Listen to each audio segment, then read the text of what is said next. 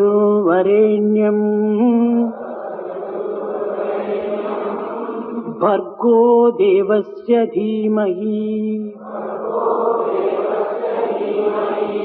ధియో యో నః ప్రచోదయాత్. ఓం భూర్భువస్సువః తత్సవితుర్వరేణ్యం భర్గో దేవస్య ధీమహి ధియో యో నః ప్రచోదయాత్. ఓం భూర్భువస్సువః తత్సవితుర్వరేణ్యం భర్గో దేవస్య ధీమహి ధియో యో నః ప్రచోదయాత్.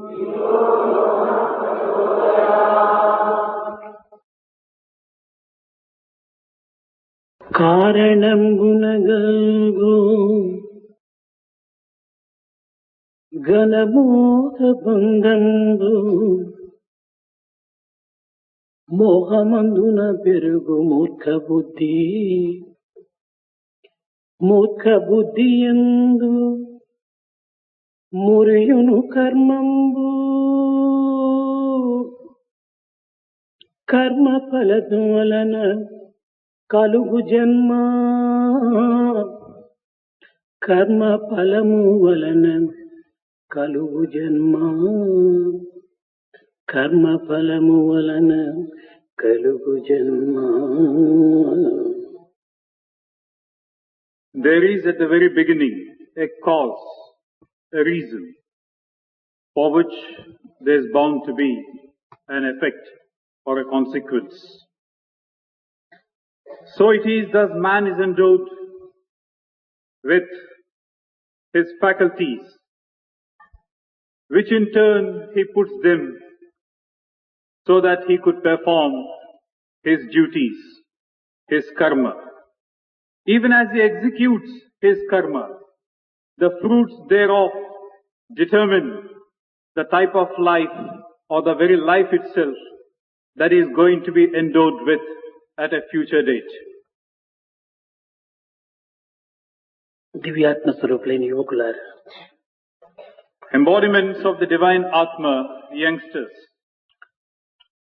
హైందవ సిద్ధాంత హర్మ్యమును కర్మ, జన్మ, ధర్మ, బ్రహ్మములనేటువంటి 4 గోడల పైన నిర్మింపబడినటువంటిది. It is in keeping with the ancient Hindu tradition and custom that these have been laid down. Karma, dharma.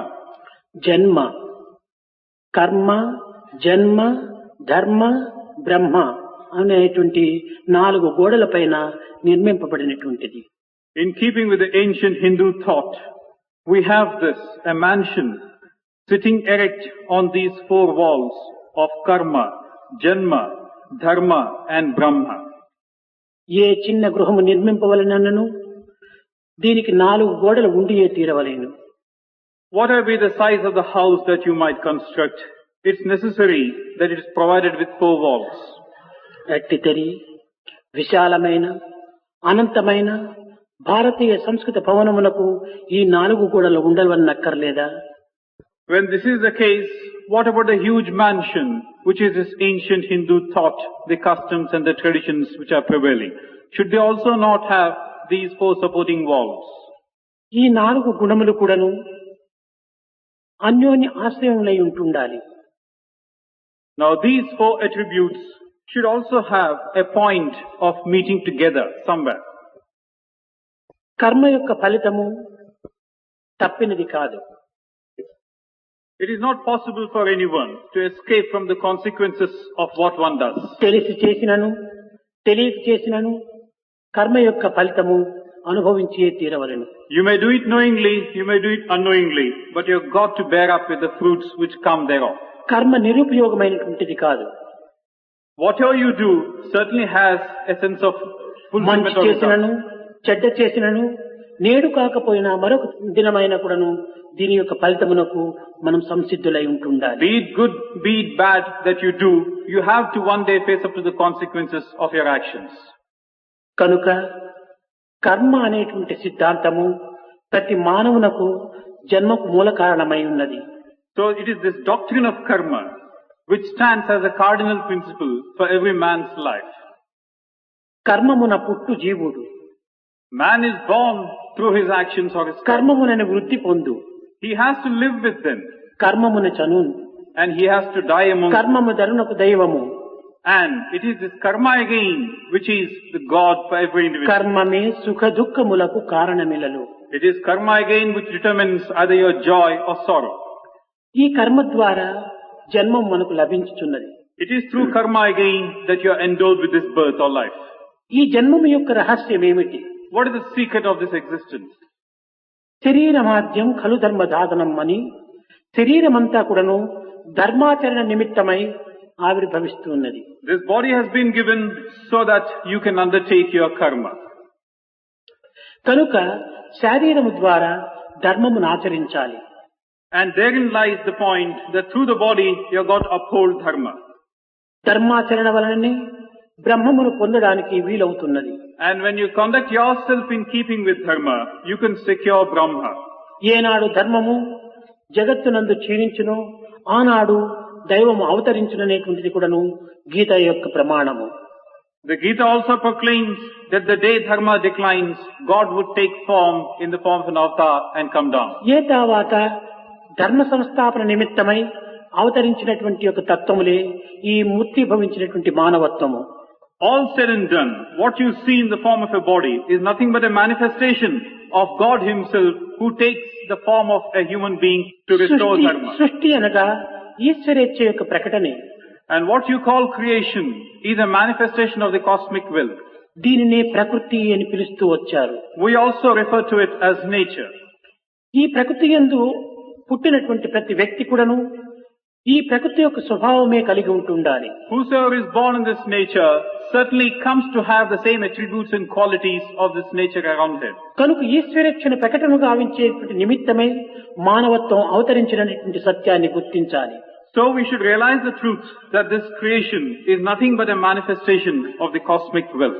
అయితే ఈ ప్రకృతి చైతన్యమును ఎవరికి మనం అర్పితం గావించాలి? Now all that goes in this creation, who's going to offer it to whom? స్వార్థమునక కాదు, Is it for the sake of one's own selfish needs? తోటి No. మానవులక కాదు. Is it for the fellow beings around us? No. ఎవరికి చేసినను ఏ కర్మలు ఆచరించినను ఈశ్వర ప్రీత్యార్థమనేటువంటి భావంతో ఆచరించినప్పుడు సర్వము కూడాను దైవమునకే చెందుతుంది. Whatever you do, whatever you may perform, if you are to be inspired by the feeling that it is for the sake of pleasure of God, then that is bound to reach God. కనుకని సర్వ కర్మలు కూడాను భగవత్ ప్రీత్యార్థమనేటువంటి భావంతో ఆచరించడమే ప్రధానమైనటువంటి మానవుని లక్ష్యము. So the uppermost motive in you should be that whatever is being done as an act of worship to the Lord. కనుక ఈ కర్మలలో ప్రధానమైనటువంటిది మానవత్వమునకు తల్లి గర్భం నుండి జన్మించినప్పుడు సహజన్మంగా ఉంటుంటాది. Now here contains the very essence of this karma. When an individual is first born from the mother's womb, ఈ సహజ జన్మము సహజంగానే ఇది శూద్రత్వము అని చెప్పవచ్చును. now this is the natural type of birth. అనగా ఎట్టి నియమములు లేనటువంటి యొక్క స్థితి. Now this is a natural state. తదుపరి గాయత్రి మంత్రోపదేశం జరిగిన తర్వాత ఈ సంస్కారం జరిగిన తర్వాత తాము ద్విజుడుగా రూపొందుతున్నాడు, అనగా రెండవ జన్మంగా ఉంటుండాలి. Now this is the first birth as such. After you have been given the Gayatri mantra, that signifies the dawn of the second birth for you. Gayatri అనగా గాయత్రి ఛాందసాం మాత అని సర్వ వేదములకు మాతృస్వరూపిణి Gayatri. Now what is this Gayatri Mantra? It is the very embodiment of the quintessence of the Vedas. It is verily the mother herself. గాయలనగా జీవులు అని అర్థము. Now the meaning of the word Gaya is jivas, or the forms of individuals. అనగా జీవులను పోషించేటువంటిది, ప్రాణములను రక్షించేటువంటిదే గాయత్రి అని కూడాను దీని యొక్క అర్థము. So Gayatri is that which protects and fosters all life forms. కనుక ఇట్టి గాయత్రి మంత్రోపదేశం ద్వారా ఈనాడు మనము రెండవ జన్మం ఎత్తాము అనేటువంటి సత్యాన్ని గుర్తించాలి. So you must realize the truth that today, on being given this Gayatri Mantra, you have been verily given a second birth. దీనిని నియమములుగా పాటించి సక్రమమైన మార్గంలో మనం అనుసరించినప్పుడు క్రమక్రమేణా మన వేదాధ్యయనం చేయుటకు అర్హులమవుతాము. Now when you start chanting this mantra, bound to a certain code of conduct and rules, then certainly you'll be able to reach the fulfillment of this mantra. వేదాధ్యాయన సమయం నందు అతనిని విప్రుడు అని మూడవ జన్మంగా పరిణమిస్తూ వచ్చారు. Then you have the third stage or third form of life, when he is called Viprudu, when he starts chanting the Vedas. ఈ మూడవ జన్మంగా పరిగణించుతూ వచ్చినప్పుడు క్రమక్రమేణా వేదమును అధ్యయించటం, వేదము యొక్క అర్థమును గుర్తించుకోవటం, దానికి తగినట్టుగా వర్తించటము, ఈ విధమైనటువంటి మార్గాన్ని మనం అనుసరిస్తూ రావాలి. Now even as you try and understand and chant the mantras in the Vedas, you must try and understand the significance of the mantras contained therein, and thereby start putting them into practice. Thereby live the Vedas verily every second of ఈ your life. వేదాధ్యయనం వల్ల బ్రహ్మతత్వాన్ని గుర్తించుకోవటానికి అవకాశం ఉంటుంటారు. Through this medium, you shall certainly succeed in attaining Brahma. ఈ బ్రహ్మతత్వం గుర్తించుకున్నటువంటి తరుణమునందే ఈ బ్రాహ్మణత్వము అనేటువంటిది ప్రాప్తిస్తుంది. Now it's only when you have acquired the state of Brahma that you could be called a Brahmana. కేవలం జన్మ బ్రాహ్మణమే కాకుండా కర్మ బ్రాహ్మణ కూడాను అత్యవసరము. A Brahmana need not necessarily be by virtue of his birth. He could also be one by virtue of what he does. జన్మ కర్మ బ్రాహ్మణత్వమే ప్రధానమైనటువంటి యొక్క దివ్యత్వం అనేటువంటిది కూడాను గుర్తిస్తూ రావాలి. We should also realize and continue to realize the truth that these two are essential points to understand. కనుక బ్రాహ్మణత్వం అనగా కేవలం జన్మమునందు మాత్రమే బ్రాహ్మణత్వం పాటించటం ఇది సరి కాదు. What you mean by a Brahmana or the nature of a Brahmana could be acquired not merely by birth but also through what one does. బ్రహ్మతత్వమును గుర్తించుకున్నటువంటి స్థితి ఎందే బ్రాహ్మణత్వం అని చెప్పుకోవడం అర్హుడమవుతాం. We really become deserving of being called a Brahmana only when we have understood and attained the state of Brahma. ఈ గాయత్రి మంత్రమును 3 వేళల యందు ఉచ్చరిస్తూ రావాలని నియమిస్తూ వచ్చారు. Now it has been laid down that this Gayatri Mantra has to be chanted 3 times a day. Pratah సంధ్య, మాధ్యాహ్న సంధ్య, సాయం సంధ్య అని సంధి కాలములు యందే దీనిని ఉచ్చరించాలని కూడాను నియమిస్తూ వచ్చారు. Now the 3 timings are the morning hours, the afternoon hours and the evening hours. సంధి అనగా 2 కాలములు చేరేటువంటి యొక్క స్థితి. Now we talk of the word Sandhya, meaning a confluence of 2 different times. Pratah సంధ్య అనగా రాత్రి తెల్లవారి ఈ రెండూ చేరినటువంటి సమయమే ప్రాతః సంధ్య అన్నారు. The first one, Pratha Sandhya, is a point of time where the transition between the night into day takes place. సాయం సంధ్య అనగా పగలు రాత్రి ఈ రెండూ చేరేటువంటి యొక్క సంధిని సాయం సంధ్య అన్నారు. Likewise, the evening hours are those where it's a transition between daylight and night. ఇంకా మాధ్యాహ్న సంధ్యాన తెల్లవారి మధ్యాహ్నము రెండు కూడేటువంటి సమయంలోకి మాధ్యాహ్న సంధ్య అన్నారు. And the point of time with regard to the afternoon session is where you move from the morning session to the afternoon. మానవుడు త్రిగుణాత్మక స్వరూపుడు. Man is an embodiment of 3 gunas. కేవలం ఈ గుణములు ఒక జీవులకు మాత్రమే కాకుండా కాలములకు కూడాను గుణములు నియమిస్తూ వచ్చాయి. Now these 3 attributes are not necessarily confined to man as such. Even time has these attributes. కాలములకు కూడాను సత్వ రజో తమో గుణములు కూడా ఉంటున్నాయి. We also talk of time having sattva, raja and tamo gunas. ఈ కాలమునకు సాత్విక గుణం ఏమిటి అనేటువంటిది విచారించాలి. Now what is it that you talk about time as being sattvic? ఈ 3 గుణములకు కూడాను ఒక దినములో 24 గంటలు ఉంటుండాలి. Now each of these 3 attributes has got 24 hours to go by. ఈ 24 గంటలు కూడాను ఒక్కొక్క గుణమునకు 8 గంటల చొప్పున విభజిస్తూ వచ్చింది. Over a day you have 24 hours and each of these 3 gunas takes up 8 hours by itself. సాత్విక గుణము 8 గంటలు, Sattvic 8 hours, రాజసిక గుణం 8 గంటలు, Rajasic 8 hours తామసికము 8 గంటలు, and Tamasic 8 hours. ఈ కాలమును కూడాను ఆయా రీతులలో నియమిస్తూ వచ్చింది. So this period of time, 24 hours, has been distributed equally amongst సాత్విక these. గుణము యొక్క 8 గంటలు ఏమిటి? What are these 8 hours of Sattvic? తెల్లవారుజామున 4 గంటలు మొదలుకొని సూర్యోదయమైన తర్వాత 8 గంటల వరకు కూడాను ఇది 4 గంటలు సాత్వికం. Now when you talk of the time from 4 a.m. in the morning to 8 a.m., we are taking care of 4 hours now.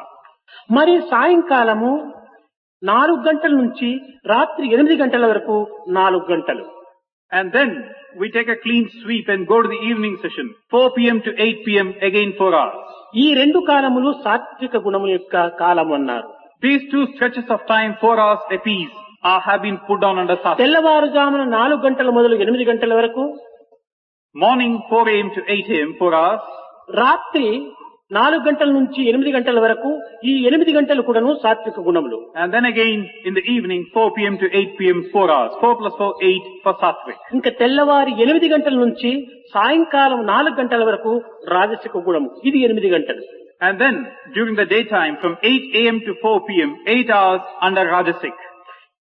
ఈ 8 గంటలు కూడాను రాజసికంగా భావిస్తూ వచ్చారు. These 8 hours during the day have been given to the Rajasic ఈ attribute. రాజసిక కాలమునందే సర్వ జీవులు కూడాను తమ తమ కర్తవ్య కర్మలు ఆచరిస్తూ ఉన్నారు. It is during this period of time that all life forms keep doing whatever is to be done by them.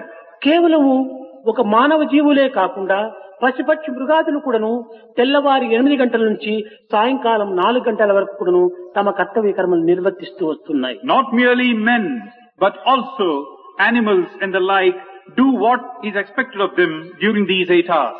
కార్మికుడు, కర్షికుడు, వ్యవహారికుడు, వ్యవసాయకుడు, ఇంకా ఉద్యోగస్తులు వీరందరూ కూడాను తెల్లవారి 8 గంటల నుంచి సాయంకాలం 4 గంటల వరకు ఆచరించేటువంటి కాలమంతా కూడాను రాజసిక కాలమనే చెప్తూ వచ్చాయి. The factory worker, the agriculturist, the farmer, and anybody that you can think of has to work or does his work during these 8 hours put on for the Rajasic one. కనుక సామాన్యంగా ప్రతి మానవుడు కూడాను రాజసిక కాలమునే తాను అనుభవిస్తూ వస్తున్నాడు. So we find that every individual certainly has an experience of this Rajasic time. ఇంకా రాత్రి 8 గంటల నుంచి తెల్లవారుజామున 4 గంటల వరకు ఉండేటువంటి కాలమునే తామసిక కాలము అన్నారు. And then we have the night time, night period, 8 p.m. to 4 a.m., 8 hours again for the Tamasic quality.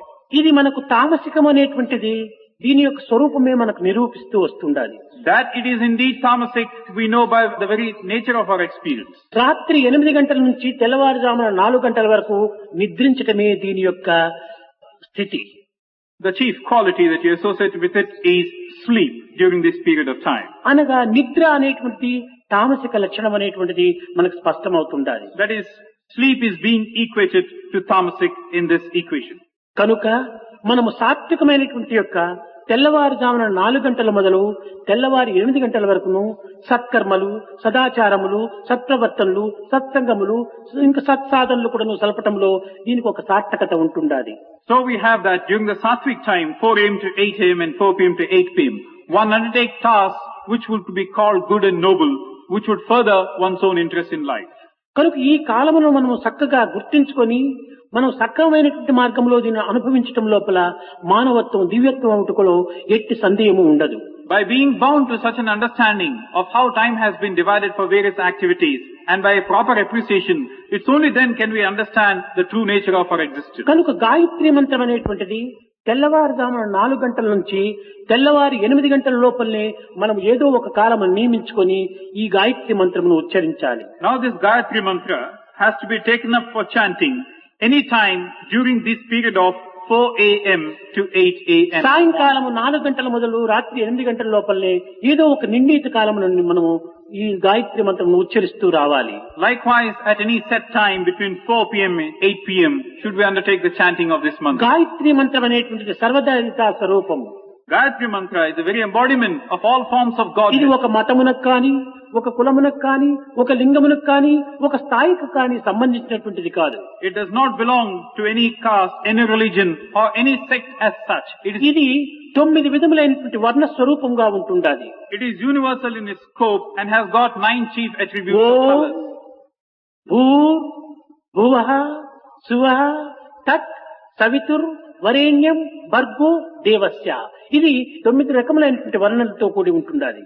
It has got 9 of these complexions associated with this mantra. ధీమహి, ఈ అనేటువంటిది ఒక ధ్యానమునకు సంబంధించినటువంటిది. Dhimahi is something which pertains to meditation. ధియో యోన ప్రచోదయాత్ అనగా నాకు మంచి బుద్ధిని అనుగ్రహించమని ఇది ఒక ప్రార్థన కింద చేరుతూ వస్తుంది. And then we have the last two, where you talk about a prayer. It is in the form of a prayer to Lord that you be endowed with a proper కనుక intelligence. గాయత్రి మంత్రము వర్ణన, ధ్యానము, ప్రార్థన ఈ మూడింటి యొక్క సమ్మిళితమైనటువంటి స్వరూపము. So this Gayatri mantra is a mantra where you have these three coming together. A description, a sort of meditation, and a prayer as such. వ్యవస్థా భేదమును పట్టి అంతఃకరణమునకు 4 పేర్లు నియమిస్తూ వచ్చారు. Now what goes on within you, depending upon the situation, the circumstance, are classified as under. సంకల్పములతో కూడినప్పుడు మనస్సు అని దీనిని పిలుస్తూ వచ్చారు. When we talk of sankalpas, we use the word mind or manas. చంచలత్వంతో కూడినప్పుడు దీనినే చిత్తము అని చెప్తూ వచ్చారు. When there is this element of being wavering, we talk of chitta. దీనిని విచారణతో కూడినప్పుడు బుద్ధి అని చెప్తూ వచ్చారు. When you have the element of discrimination associated with it, we talk of buddhi or intellect. మమత్వముతో కూడినప్పుడు అహంకారం అని పిలుస్తూ వచ్చారు. And where you have this motive of selfishness, you talk about ego or ahankara. కనుక ఇక్కడ ఒకే అంతఃకరణమునకు మనస్సని, చిత్తమని, బుద్ధి అని, అహంకారమని ఒక పరిణామ పేర్లు. So what you have to understand is, there is basically one entity which is being given different names: mind, chitta, intellect, and ego or ahankara. ఇక్కడ మనస్సు, బుద్ధి ఈ రెండింటి యొక్క తత్వములో విభేదమును మనం కొంచెం విచారించాలి. Now we would do well to understand the basic differences between mind on the one hand and intellect on the మనస్సు other. అనేటువంటిది విభేదముతో ఉండేటువంటిది. Now mind is something which has got as its nature something, a divisive tendency. బుద్ధి అభేదముతో ఉండేటువంటిది. Intellect is beyond such divisions. కనుక బుద్ధి ఒక విధమైనటువంటి అద్వైత మతం అని కూడా చెప్పవచ్చును. So this intellect is something associated with Advaita. విభేదము ద్వైతంతో కూడినటువంటిది. Where you have a division taking place, it is ఈ Dvaita. ద్వైతంతో కూడినటువంటిది ఏకత్వాన్ని అనేకత్వంగా విభజిస్తుంది. Now where you have this element of divisiveness around, where you tend to see more than one thing, బుద్ధి అనేకత్వంలోని ఏకత్వాన్ని నిరూపిస్తుంది. mind tends to see too many where there is only one, whereas intellect tries to see one where there are many. కనుక మనము చేసేటువంటి సర్వ సాధనలు కూడాను అనేకత్వంలోని ఏకత్వాన్ని గుర్తించడమే కానీ ఏకత్వమును అనేకత్వంగా విభజించడం కాదు.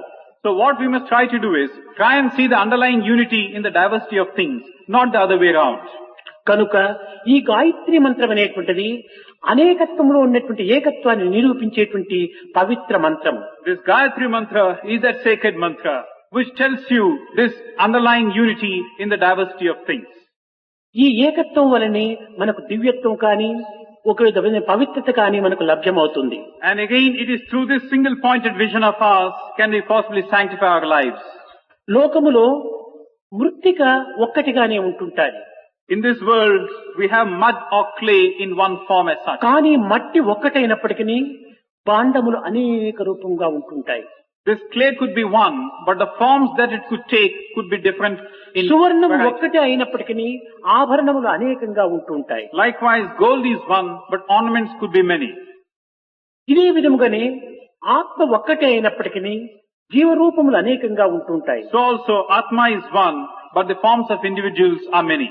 గోచీరం ఒక్కటే అయినప్పటికీ గోవులు అనంతంగా ఉంటుంటాయి. Milk is one, but the cows could be many in description. అయితే ఈ జగత్తులో ఎక్కడ చూచినప్పటికీ రూపము నామము ఈ రెండు తప్ప అన్యము మనకు కనిపించటం లేదు. But in the world around you, you see that beyond name and form, you don't have a third entity. ఈ ప్రపంచమనగా ఏమిటంటే రూపనామముల మిళితమే అని చెప్పవచ్చును. This world is nothing but where you have a case of name and form prevailing together. ఒక్క రూపము ఒక్క నామం. One form, one name. అయితే ఈ రూపనామముల్లో రూపము నిరంతరం కూడాను మారుతుండేటువంటిది. Now, between these two, name and form, it is a form which continually changes. ఇది క్షీణించేటువంటిది. Something which withers away and fades away. కట్టకప్పటికి అదృశ్యమయ్యేటువంటిది. And finally it disappears and goes. రూపము అదృశ్యమైనప్పటికీ Though the form could disappear, రూపము మార్పు చెందినప్పటికీ though the form could undergo changes, నామము మాత్రము నిత్య సత్యమై ఉండేటువంటిది. the name as such remains one and the same and changeless. ఏ విధముగా అనగా ఇప్పుడు ఒక గోవు, ఈ గోవు అనేటువంటి రూపము నాశము కావచ్చు. An example here, we talk of a cow. The cow could go with the passage of time. కానీ గోవు అనేటువంటి పేరు మాత్రము స్థిరంగా ఉంటాది. But the name that you have given it to it, the cow, that remains forever. అదే విధంగానే అనేక రూపములు పోయినప్పటికీ ఆ రూపముల యొక్క నామము శాశ్వతంగా ఈ జగత్తులో నిలిచి ఉంటాది. In the same manner, the forms could disappear, but the names which have been given to the forms would last forever. ఈ నామమును మన ఆధారంగా తీసుకున్నప్పుడు నామి మనకు సులభంగా లభిస్తుంది. So when you take the name as the basis, you can certainly secure it easily. ఒక్క వ్యక్తికి ఏదో కొన్ని గుర్తులు చెప్పి 10 మందిలో మనం గుర్తించమంటే అది కూడా చాలా కష్టంగా ఉంటాది. Now you try and identify a person in so many ways in a group of individuals. It could still be difficult for you to identify the person. కోటి మందిలో ఉండినటువంటి ఒక వ్యక్తి పేరును మనం ఉచ్చరించినప్పుడు ఆ వ్యక్తి తాను లేచి నిలబడతాడు. But even in a congregation of a crore people, if you were to call out the name of the individual, he would just get up and నామం వల్ల identify. ఎంత మంది యందు ఉండేటువంటి వ్యక్తిని అయినా కూడా మనం గుర్తించడం అతి సులభం. So through this name of his, you can recognize an individual. అదే విధముగానే భగవత్ నామము అనేటువంటి దానిని మనం ఆధారంగా చేసుకున్నప్పుడు నామి అనేటువంటి తత్వాన్ని మనం సులభంగా చేరవచ్చును. In the same manner, if you take as the basis the Lord's name, you can understand the form which has taken that name.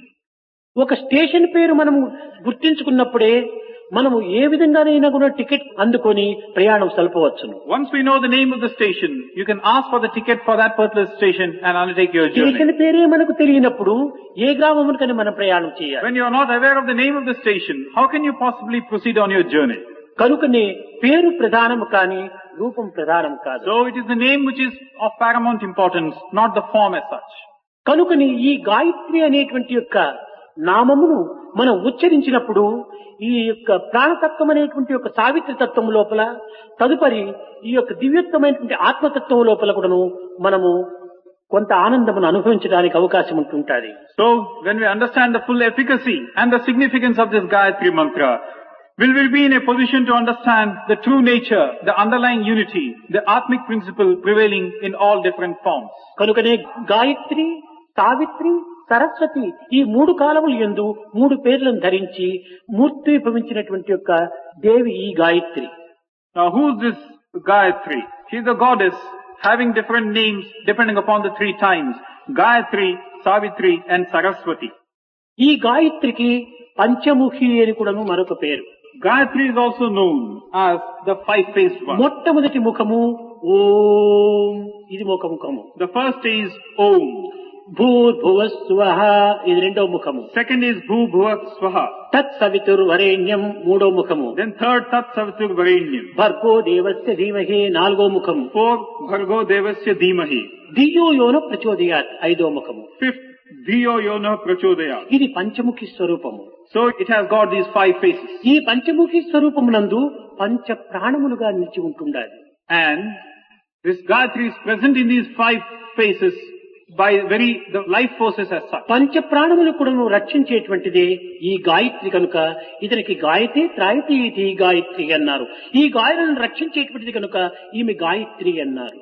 And she protects and fosters all life forms. So she is called Gayatri, the one benefactor and the protector. ఈ ప్రాణములు రక్షించేటువంటి సమయమునందే ఈమెని సావిత్రి అనేటువంటి స్వరూపాన్ని ధరిస్తుంది. During the time when she is protecting thus, she is called Savitri. భారతీయ గ్రంథముల యందు మీరు విని ఉంటారు, సావిత్రి సత్యవంతుణ్ణి రక్షించుకుంది అని. ఈ సావిత్రి ఎవరంటే పంచప్రాణ స్వరూపిణి. You may have read in the scriptures that Savitri protected Satyavanta. సత్య జీవితమును సావిత్రి రక్షిస్తుంది అని దీని యొక్క అంతరార్థము. What it means is that Savitri certainly protects and guides those who lead a life of truth. తెలివితేటలను అభివృద్ధి పరిచే సమయంలో ఈమె Gayatri. When she is trying to further your qualities, your innate qualities, intellect, ప్రాణములను రక్షించే సమయంలో ఈమె Savitri. she is called Gayatri. When she protects your life, she is called Savitri. వాక్కును కాపాడే సమయంలో ఈమెనే Saraswati. And when she protects and fosters your word, she is called Saraswati. కనుకనే గాయత్రి, సావిత్రి, సరస్వతి అని ఆయా సమయములందు మానవత్వంలో ఉండినటువంటి యొక్క వాక్కును, ప్రాణములను, బుద్ధిని రక్షించేటువంటి యొక్క స్వరూపిణి కనుక సర్వదేవతా స్వరూపిణి అన్నారు. So we find that this goddess protects the word, the life and the intellect. So she protects in every way the individual as a whole. So we have Gayatri, Savitri and Saraswati. ఈ గాయత్రి సావిత్రి సరస్వతి యొక్క తత్వాన్ని సాయం సమయమునందు ప్రాతః సమయమునందు ఈ Gayatri మంత్రమును ఉచ్చరించడం అత్యవసరము. Now it is necessary, absolutely, that you chant this mantra either in the early hours of the morning or in the evening hours. ఇది కేవలము మాధ్యాహ్న సమయమునందు ఇది పితృకార్యంగా భావిస్తూ వచ్చారు. Now during the midday time, this has also been taken up for chanting, but with a certain purpose.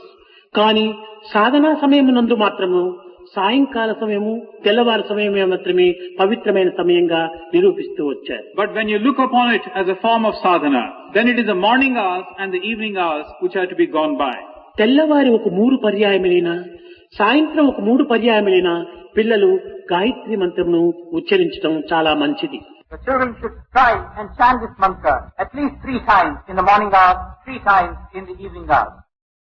ఈ విధంగా దినము కూడాను మనం ఉచ్చరిస్తూ రావటం చేత మన యొక్క కర్మల యొక్క శేషం ఏమాత్రం కూడాను మనల్ని బాధించకుండా ఉంటుంది. When we do this, then we can certainly free ourselves from the fruits of our karma. ఏనాటి మంత్రోచ్చరణ ఆనాటి పాపములను హరింపచేస్తుంది. It is said that the day's chanting takes care of whatever sins ఇది you ఏ may విధంగా have అనగా done. మనము ఒక షాపుకు పోయి అప్పుతో మనము ఏదైనా సామాను పుచ్చుకొని వచ్చినప్పుడు ఈ అప్పు పెరిగిపోవటమే కాకుండా అప్పు వడ్డీ కూడాను పెరిగిపోతుంటది. How is this possible, you might ask? An example, when you go and buy a certain thing on loan, not only does the loan get increased, but also the interest on it multiplies. అట్లు కాకుండా ఆ అంగటి లోపల మనం నగదిచ్చి సామాను తీసుకుని వచ్చే ఈ అప్పు లేదు, అప్పుకు వడ్డీ పెరగదు. On the other hand, if you are to give something for the sake of taking something from the shop, there is no loan to be cleared, nor is there any interest to be cleared. మనం అప్పు తెచ్చుకోవటం వల్ల ఏమైపోతుండాలంటే మనకు నెలకు వచ్చేటువంటి యొక్క జీతమంతా కూడాను అప్పుకు తగినటువంటి వడ్డీకే చెల్లిపోతుండాలి. When you have borrowed something on loan, then you find that whatever you have earned, you got to be spending on clearing the loan and the interest thereof. వడ్డీ చెల్లించడానికి ఇంత శ్రమ పడుతుంటే ఇంకా అప్పు ఏనాడు తీరేది? It also is possible that the interest itself could be a terrifying one. How can you clear the loan by itself? కనుక మనము ఎప్పటికప్పుడే కూడాను డబ్బిచ్చి మనం సామాను తీసుకొచ్చినప్పుడు ఈ అప్పు లేదు, అప్పుకు తగిన వడ్డీ ఉండదు. So when you try and clear your dues, as and when you buy a particular thing, no loan, no interest. కనుక తెల్లవారి లేచింది మొదలు గాయత్రి మంత్రం 3 పర్యాయములు ఉచ్చరించి తిరిగి రాత్రి పండుకునే సమయంలో గాయత్రి మంత్రాన్ని 3 పర్యాయములు ఉచ్చరించడం వల్ల మన పాపముల యొక్క పరిహారము ఆ వడ్డీ చెల్లిపోతుంది, అసలు అనేటువంటిది కూడా ఉంటుండదు. So in the same manner, chanting the Gayatri mantra 3 times in the morning and then 3 times in the evening before you go to bed would take care of the fact that all your sins in the form of the loan and interest are cleared off. ఈ then విధంగా and there. మంత్రోచ్చారణ చేయటం చేత మానవుడు అకర్మ స్వరూపాన్ని పొందుతున్నాడు. By chanting the mantra thus with this feeling, then he can certainly transcend beyond this karma. దీనిలోనే నిష్కామ కర్మ కూడాను ప్రారంభమవుతుంది. And from what he does, he goes to the state of nishkama karma. ఎప్పటికప్పుడే కూడాను మనము పవిత్రులుగా మనం మారిపోతుంటాము. And then and there, you are sanctifying your lives. ఈ విధముగా జీవితం యొక్క సమస్యను, జీవితం యొక్క లక్ష్యాన్ని మనం సాధించడానికి ప్రాతః సంధ్య, మాధ్యాహ్న సంధ్య అది ప్రధానమైనటువంటిదిగా మనం గుర్తించాలి. So in order that we may understand the significance and reap the benefits thereof, know the significance of the morning hours and the evening hours. కానీ కొంతమంది తెల్లవారి సాయంకాలం కూడాను ఈ సంధ్యావందనం చేయటం లోపల మాకు కాలం సరిపోదని కూడా భావిస్తుంటారు.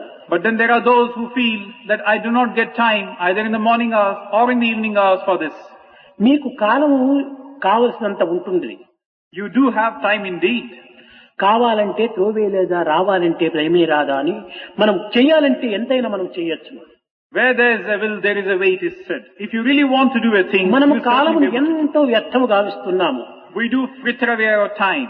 ఆ వ్యర్థ కాలంలో ఒక్క క్షణభాగం మనము సార్థకం గావించుకుంటే జన్మమే సార్థకం అవుతుంది. A fraction of the time that you waste, if it is directed towards this end, you are going to purify yourself. పోనీ నువ్వు తెల్లవారి స్నానం చేస్తావు కదా, ఆ స్నానం చేసే సమయం లోపలే గాయత్రి మంత్రాన్ని ఉచ్చరించుకుంటూ స్నానం చేస్తే గాయత్రి మంత్రం ఉచ్చారణ కాకుండా గాయత్రి మంత్రమునకు అభిషేకం కూడా జరిగినట్టు అవుతుంది. You do have a bath every day.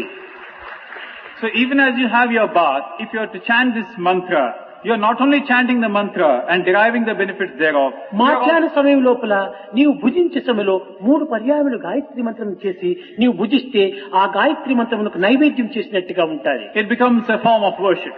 So also during the afternoon, as you eat your food, if you are to chant this mantra, the food becomes sanctified. కనుక ఏ మంత్రమును మీరు ఉచ్చరించినా ఉచ్చరించకపోయినప్పటికీ గాయత్రి మంత్రం అనేటువంటిది అన్ని విధముల కూడాను మానవత్వమునకు చాలా సార్థకతను అందిస్తుంది. You may or you may not chant any other mantra, but do remember, by chanting the Gayatri mantra, the benefits are there for you to seek and కనుక secure. ఇట్టి సార్థకమును గావించేటువంటి యొక్క మంత్రోపదేశం జరిగినటువంటి దినం కనుక ఈనాడు ద్విజుడు మీరు 2వ జన్మం ఎత్తినటువంటి వారుగా అవుతారు.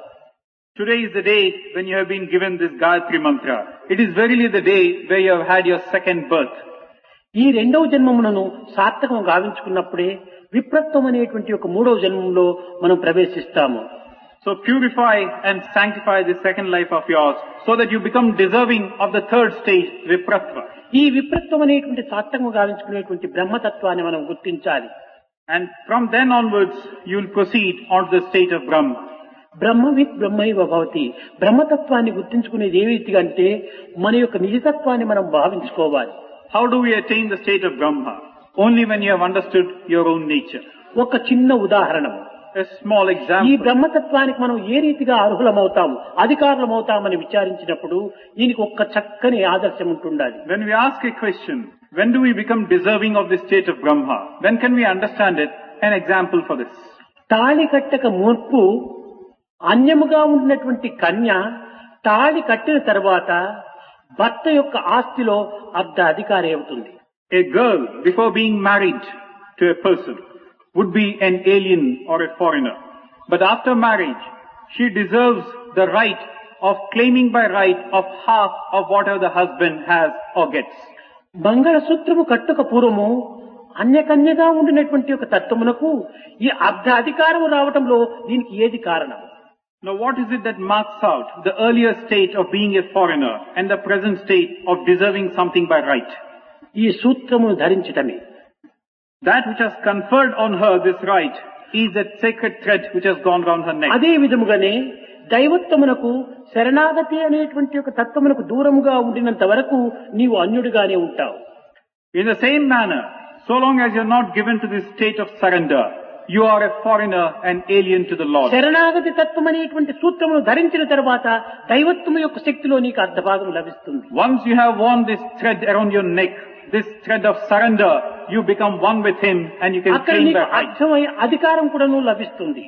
You have become deserving and you secure the right to demand from God half of whatever He wants. కనుక దైవత్వమునకు ఒక విధమైనటువంటి ఆత్మార్పితమైనటువంటి యొక్క మార్గాన్ని మనం కొంతవరకును ప్రయత్నపూర్వకంగా సాధించాలి. So through effort, we should try and reach this state of surrender towards God. ఇది ఏ విధంగా మనకు లభిస్తుందంటే ఈ గాయత్రి మంత్రోచ్చరణ చేస్తూ చేస్తూ చేస్తూ రాగా క్రమక్రమేణా ఇది ఒక విధమైనటువంటి పూర్ణ స్థితిని పొందుతుంది. How is this possible, you might ask? Then, continuously chanting this Gayatri mantra, you yourself will reach a state of fulfillment, a sense of feeling that you have achieved something. అందుకోసమని చిన్న చిన్న పిల్లలకు గాయత్రి మంత్రోపదేశం చేయటంలో మరొక అంతరార్థం కూడాను లేకపోలేదు. Now certainly there is an inner meaning in this Gayatri mantra being given to young children. ధియో యోనో ప్రచోదయాత్. గాయత్రి మంత్రోపదేశం జరగక పూర్వము తాను ఒక విధమైనటువంటి మంకుగాను లేక సోమరిగాను లేక ఒక విధమైనటువంటి మొద్దుగాను ఉండవచ్చును. గాయత్రి మంత్రోపదేశం చేసిన తర్వాత చురుకుగా చదవటము, మంచి ఫస్ట్ క్లాస్ లో పాస్ కావటము, తెలివితేటలు పెరిగిపోవటము ఇలాంటివంతా మనకు ప్రత్యక్షంగా గోచరమవుతుంటాయి. Now we have in this mantra the concluding words, Dhiyo Yona Prachodayat. The meaning is, before you have been given this mantra, you have been backward intellectually, mentally, a bit lazy and a few negative points to your credit.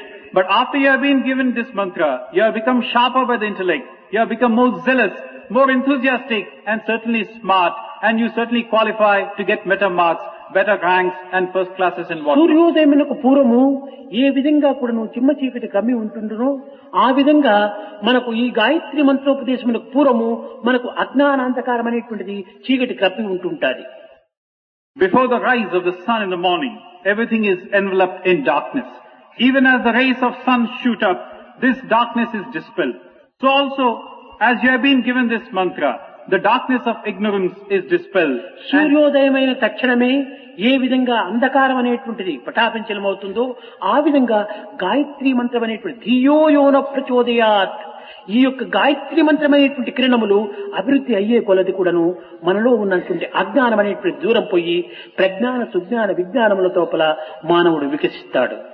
the rays of the sun scatter and dispel the areas of darkness. Darkness has no place where the rays of the sun rise.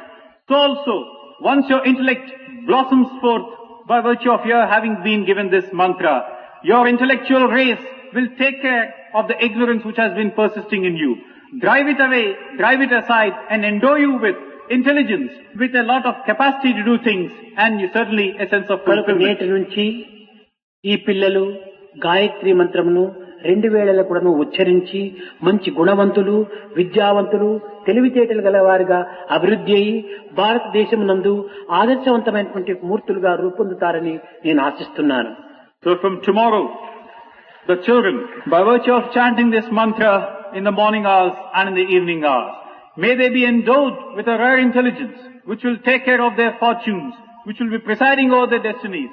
They would become highly qualified. They would become model citizens, ideals, so that the future of the country would be safe in their hands. This is my blessing. ఇప్పటికే పిల్లలకు కొంచెం అధిక కాలం అయిపోయింది. సాయంకాలం 5 గంటలకు తిరిగి మనకు సభను మనం ప్రారంభిస్తాము. ఇప్పుడు పిల్లలందరూ కూడాను బ్రహ్మచారి బంతి అని ఉంటుంటాది. ఈ వటువులందరూ కూడాను ఇప్పుడు వెళ్లి బ్రహ్మచారి బంతిలో కూర్చొని చక్కగా భోంచేసి విశ్రాంతి తీసుకొని 5 గంటలకంతా ఇక్కడ రావాలి. తదుపరి ఈ తల్లిదండ్రులు వచ్చినటువంటి బంధువులు అందరూ కూడాను ఈనాడు స్వామి ప్రసాదంగా భావించి అందరూ ఇక్కడే మీరు భోంచేయాలని నేను ఆశిస్తూ ఆశీర్వదిస్తూ నా ప్రసంగాన్ని వివరించున్నాను. It is already late for the young children, so I do not wish to continue for long. We'll meet again today evening at 5 o'clock over here for an assembly. Today, all the brahmacharis should go and line up and sit together to have their lunch, to have their meals. So also, the parents and all the relatives who have come down should go and have their food over here. This is Swami's prasadam for you. I'm hoping that you would do it. I'm blessing you and I'm bringing this discourse to a close.